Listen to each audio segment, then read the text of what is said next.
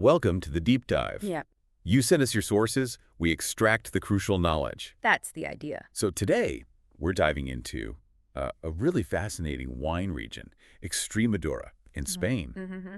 Getting a lot more buzz lately. Yeah, exactly. Right. One of you shared a great set of articles, all looked at, from sommelier's perspective, really paints a picture of a region that's not just popping up, but properly reviving itself. Comeback story almost. Totally. So our mission today, figure out why Extremadura is catching the eye of the experts, what makes it unique, and hopefully deliver some real aha moments for you listening. Definitely. And that sommelier viewpoint is great. It gives us that insider angle on not just what they're making, but why it actually matters in the big picture of Spanish wine and maybe even globally. Okay, so Spain. Yeah. We all know is a huge player in wine. You immediately think Rioja, maybe Ribera del Duero. Sure, the classics. Catalonia, Galicia, Andalusia. Right. But the source material describes Spain as this incredibly rich tapestry. North to south, tradition mixed with innovation, tons of native grapes. A real mosaic. Yeah. And it sounds like Extremadura, even with its own long history, is kind of stepping out into the spotlight now with a fresh take within that big Spanish scene. Precisely. That context is key. Extremadura isn't brand new. It's got ancient roots, winemaking-wise, but it's experiencing this powerful resurgence now. The rediscovery idea. Exactly. The sources mention Roman-era winemaking. That's serious history. But, for a long time, it was more about wine for locals or bulk stuff. Didn't really get that wider recognition. So what lit the fuse for this revival? What changed? Well, it seems like a few things clicked into place. The articles point to serious recent investment in modern winemaking tech. Okay. And that's combined with real passion from a new generation of producers, people with vision focusing on quality. Right. And crucially, establishing the Ribera del Guadiana DO, the denomination of origin, back in '99. That was huge. The DO, providing rules and a banner to rally under, basically. Exactly. Quality standards, regional promotion, the works. Plus, you have to look at the place itself. Extremadura's environment. It's continental climate, but with touches from both the Atlantic and Mediterranean. Meaning hot, dry summers, generally, but milder winters. And the land itself is incredibly varied. You've got plains, hills, even mountains. And the soils are all over the place, too. Clay, limestone, sand, schist. Wow. Sounds like a tough place to grow grapes in some ways, but maybe with potential for unique results. That's exactly what the sommelier perspective highlights. The challenges, especially the heat, are real, no doubt, but they also carve out unique characteristics in the wines. Yeah. And that gets us to the core idea. Extremadura has this significant, maybe untapped potential and some really distinctive qualities to offer. Okay, let's unpack that distinctiveness. What is it? Is it the grapes? The place? It's really that interplay, between the local indigenous grapes and some international ones, and how they react to Extremadura's specific terroir. Let's start with the reds. Tempranillo, you often hear it called Sensibel or Tinto Fino there. That's apparently the queen grape. Right. Tempranillo, we know that one. Yeah, but it seems to really thrive in the heat there. Gives these full-bodied wines, firm tannins, lots of ripe red and black fruit flavors, and good potential for aging, too. Sounds quite powerful compared to some other Spanish Tempranillo. What else is big on the red side? Well, Garnacha is important, too. Known for being quite aromatic, intense color, adds spice, black pepper notes, sometimes even the sort of balsamic thing, complexity. Interesting. And then there's Bolbal. This one's really interesting because it's Autochthonous native to the region. A local star. Yeah, and it's getting more attention. People like its freshness, good acidity, the tannins are softer, nice red fruit and floral notes. Cool. Any others?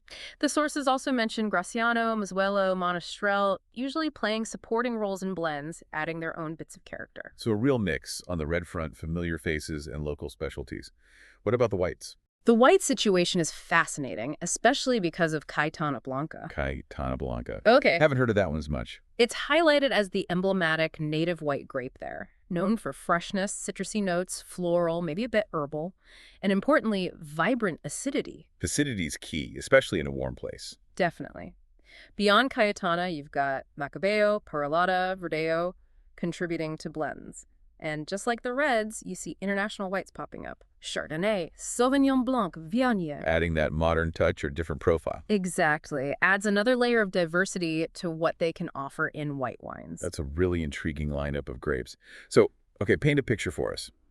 If you pour a glass of Extremadura wine, what's the general vibe? What should you expect? For the reds, the sources suggest thinking medium to full-bodied. Tannins will likely be noticeable, but hopefully well integrated, Good acidity holding it together. And flavor-wise, Intense ripe fruit, red and black berries. Maybe some spice, those balsamic notes we mentioned. If it's seen oak, you might pick up cocoa or coffee hints. it sounds like wines that need food. Yeah, they sound perfect for richer stuff. Yeah. Meat dishes, aged cheeses, hearty Mediterranean flavors. Nice. And the whites. You mentioned freshness and acidity. Yeah, generally described as fresh, vibrant, aromatic. Think bright citrus lemon, maybe grapefruit. Delicate flowers, sometimes that little herbal edge. And on the palate. Balanced acidity should be there, a persistent finish. Makes them sound great for seafood, fish, salads, lighter starters, chicken. Versatile. Very. And don't forget rosés, they get mentioned too. Fruity, refreshing, good acidity again. Classic strawberry raspberry notes. Perfect for a hot Extremadura day, I imagine. Exactly. Or for pairing with lighter meals. Okay, that gives a great sensory snapshot. Now, you and the sources keep using this word rediscovered. It implies a history, right? These vineyards didn't just appear. Oh, absolutely not. That history is fundamental to understanding where they are now. The articles trace winemaking way back. Phoenicians, Greeks maybe, definitely the Romans. You see the evidence around Merida. Wow, Roman times. Yeah. And then through the centuries, you had Visigoths, Moors, Christians, different rulers, different cultures. But fascinatingly, the vines seem to have survived, even during Islamic rule when alcohol wasn't exactly encouraged. Resilient vines. Totally. Winemaking just became woven into the rural fabric, knowledge passed down generationally. So if the tradition is that long and deep, why the need for a rediscovery? What caused the dip? Well, history threw some curveballs. Phylloxera hit them hard, like most of Europe, late 19th century. The vine louse. Yeah. Devastating. Yep. And then the 20th century brought economic struggles, social changes, led to some vineyards being abandoned, and a general shift towards bulk wine. Quantity over quality, often without much investment. So the long history didn't automatically translate to modern market success. Exactly. It seems that rich heritage got a bit buried, commercially speaking. Which brings us to this renaissance of quality the sommelier talks about, overcoming those challenges. What specifically kickstarted this turnaround? It really seems to be this new wave of producers, people coming in with strong technical skills, modern training, and crucially, a vision focused squarely on quality. Investing the future. Big time. Upgrading vineyards, building modern wineries with proper gear. The whole mindset shifted from how much can we make to how good can we make it. And how did that translate in the vineyard? Meticulous work. Controlling yields fewer grapes per vine, but better quality. Picking the right grape varieties for the right spot. Using more precise winemaking techniques in the cellar. Sounds very deliberate. It is. There's also mention of R&D investment, figuring out the best farming and winemaking approaches for their specific conditions, plus adopting tech like smart irrigation, temperature control in the winery, essential in that climate. You mentioned tech. The sources also touch on sustainability. Is that part of this new approach too? Absolutely. It's becoming a much bigger focus, environmental respect, sustainable practices. And importantly, they're getting better at telling their story, promotion, marketing, getting the word out, both in Spain and internationally. It really feels like a conscious effort to redefine themselves, this quest for quality and identity that the sources mention. How are they actually doing that? How do they define an Extremadura wine? A huge part of it is looking inwards at their own grapes, really valuing those autochthonous varieties again, especially Cayetana and Pardina for the whites. The local heroes. Exactly. Understanding their potential to make really expressive, fresh wines that taste like Extremadura. It's about finding that sweet spot, showcasing these unique local grapes, but also seeing how international grapes perform there too. So not just chasing trends, but understanding their own assets. What specific styles are emerging as their signatures? Well, the sources point to growing recognition for their whites, surprisingly fresh and aromatic, those citrusy, sometimes tropical notes, that zip of acidity. That's a big one. Makes sense, standing out in a warm region. Yeah. And also fruity, lively rosés. And increasingly, the reds are getting noticed for being structured, but also really expressive, ripe fruit, spice, that sort of Mediterranean character. Yeah. And the diversity within Extremadura, different altitudes, soils, microclimates, that's creating a range of styles too. And it's not just about the grapes, is it? The sommelier mentioned modernizing vineyards but also respecting heritage. How do they manage that? It's a balancing act, for sure. Modernization means things like restructuring vineyards, maybe choosing specific vine clones that work best, definitely adopting those sustainable farming methods, building modern cellars. Okay. But they're doing it with real respect for the local grapes, for traditional techniques that still work, and for the landscape itself. That's key to their identity. Plus, there's a spirit of experimentation, trying new things in the winery, different oak barrels, different aging times, seeing what clicks. So all this work defining their identity, how do the DOs, the denominations of origin, fit back in? You mentioned Ribera del Guadiana earlier. Yeah, the DOs are crucial scaffolding for all this. Ribera del Guadiana, CEP in 99, covers most of the quality wine, but what's really neat is that it's divided into subzones. Subzones, like smaller regions within the main one. Exactly. Places like Tierra de Barros, Montenegra, Montanches, Cañamero, Ribera Alta, Ribera Baja. Each one has its own distinct terroir, specific soils, climate quirks, altitude differences. Ah, so it allows for more specificity, highlighting local differences. Precisely. The main DO gives you the big picture quality control origin guarantee. But the subzones let producers really hone in on the unique character of their little corner of Extremadura. It builds a richer, more detailed identity overall. And having that DO stamp is vital for getting noticed in stores and restaurants nationally and abroad. Let's dive deeper into that terroir concept then.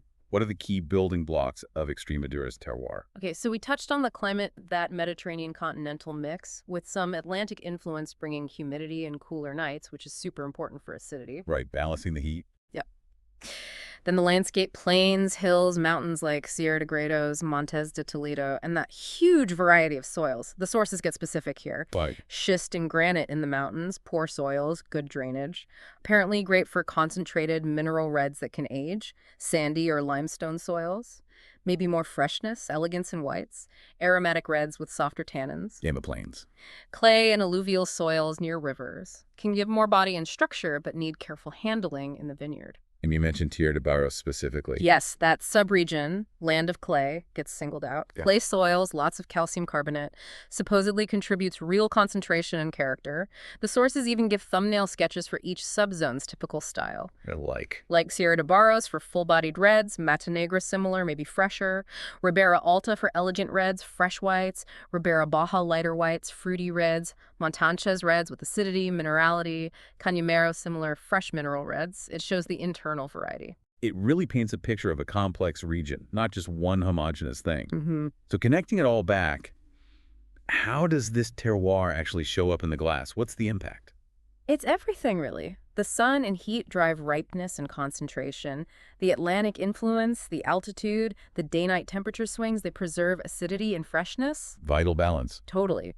Different soils can give those mineral streaks. Climate and soil together shape the aromas. They influence the structure, the aging potential, and crucially, how those native grapes and the international ones express themselves here.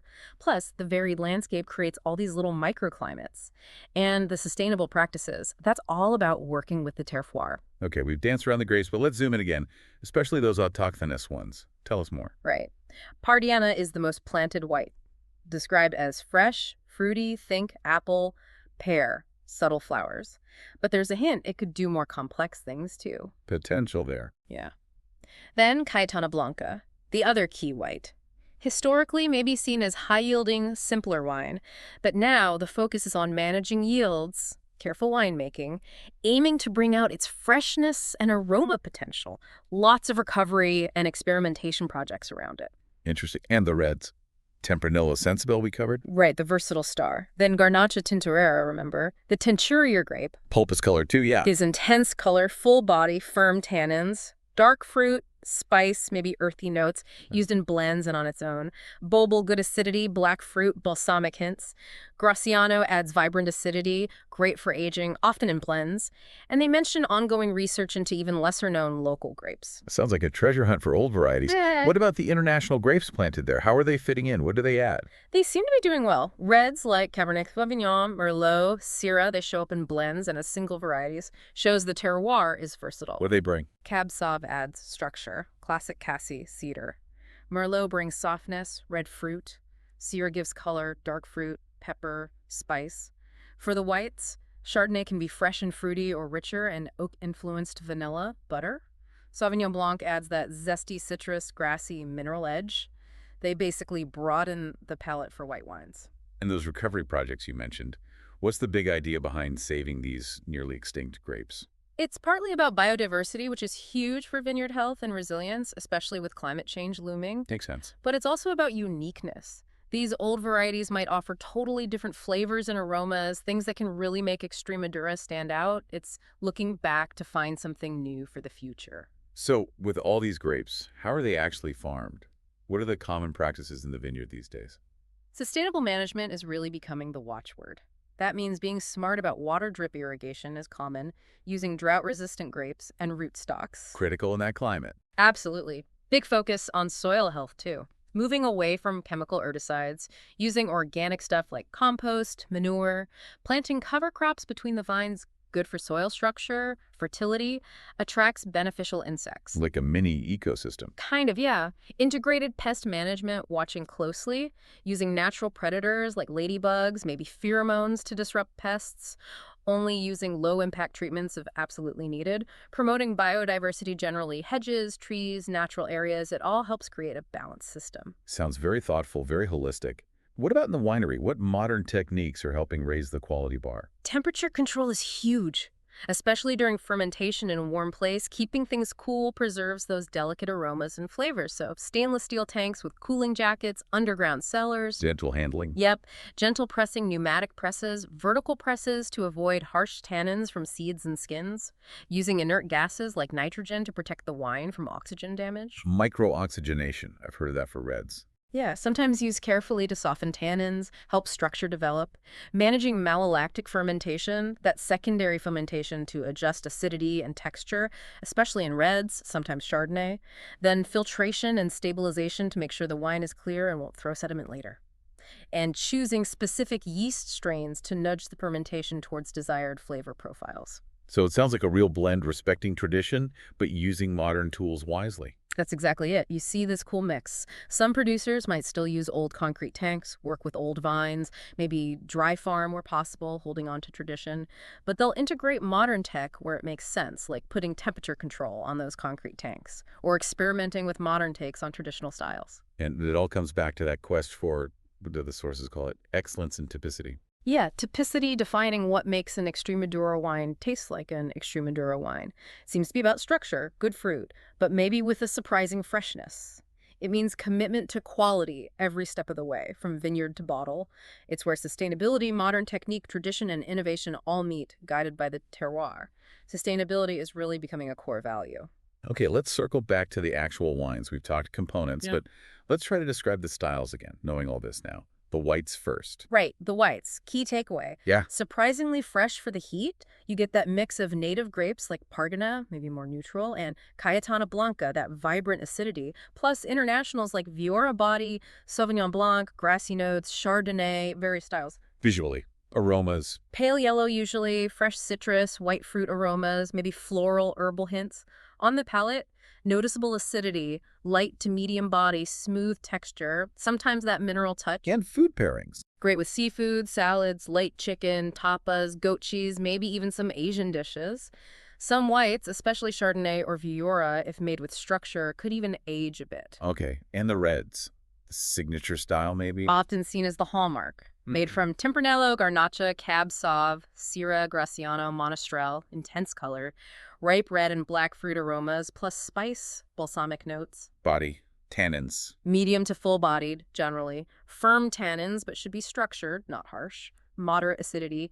Aging potential varies. Definitely wines for food. Think Iberian pork, roast lamb, stews, aged cheese. Got it. And the rosés. Quick recap. Perfect for warm weather, usually Tempranillo or Garnacha based. Fresh, fruity strawberry, raspberry, maybe floral notes. Great with salads, tapas, fish, Mediterranean stuff. Are there any other styles worth mentioning? Yeah, the sources mention some sparkling wine production, likely leveraging that good acidity for freshness. And dessert wines too, sometimes using Moscatel or Pedro Ximénez grapes for sweetness and complexity. Any tips for actually tasting these wines if you find a bottle? Good question.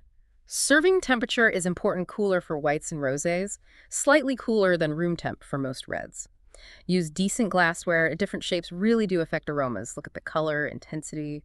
Swirl it, get your nose in there, identify fruits, spices, oak notes, earthy hints, then taste.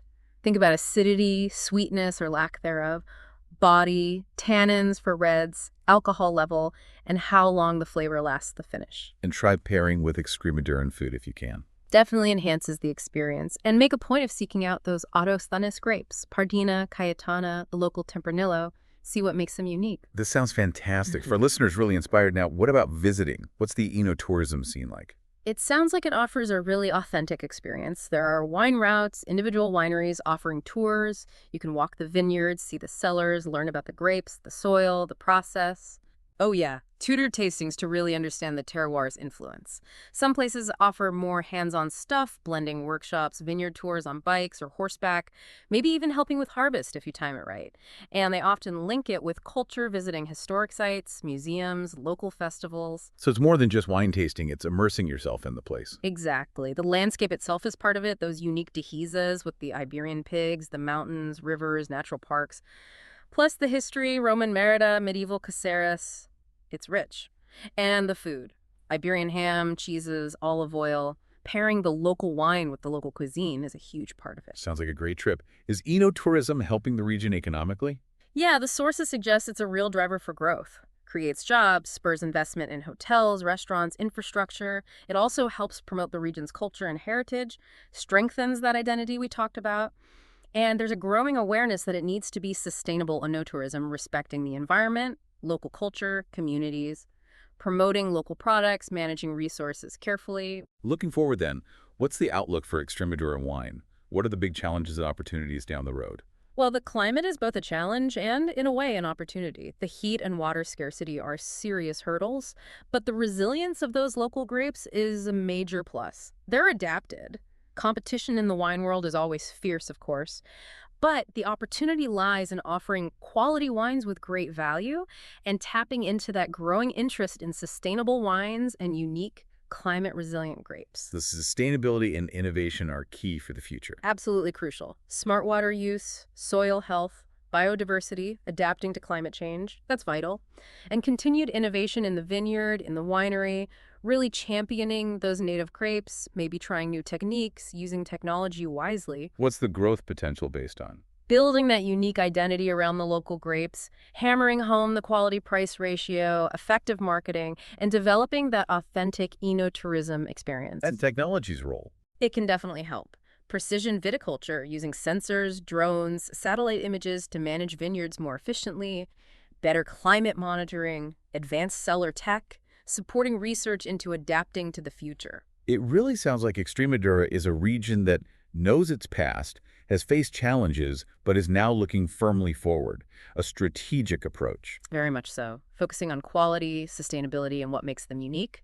It's a region writing a compelling new chapter. Absolutely. It feels like its wines are really starting to reflect that story, character, distinction, and maybe still a bit under the radar for the value they offer. So, wrapping up this deep dive into Extremadura, what have we learned? Well, it's a region with ancient roots, clearly, but it's undergoing this exciting revival, driven by quality, innovation. And a real connection to its unique place. Yeah, the terroir, the climate, the diverse soils, the landscape, combined with those fascinating local grapes alongside familiar international ones, it's creating some really distinctive wine. Those aha moments you mentioned. Exactly, like the surprising freshness in the white, despite the warmth. The robust character of many reds, that great value you often find, and that blend of respecting tradition while embracing modern know-how. We really hope this dive has given you, the listener, a solid, useful understanding of why Extremadura is worth paying attention to in the wine world. Yeah, it's a testament to the producer's hard work and the land's potential. A story still unfolding. Definitely. So our final thought for you is this. Maybe seek out a bottle of Extremadura wine next time you're browsing. Experience this rediscovered region for yourself. Or hey, maybe even plan a trip someday. Explore the vineyards, soak up the culture, taste the food. Who knows what hidden gems you might discover in this dynamic corner of Spain. Thanks for joining us for this deep dive.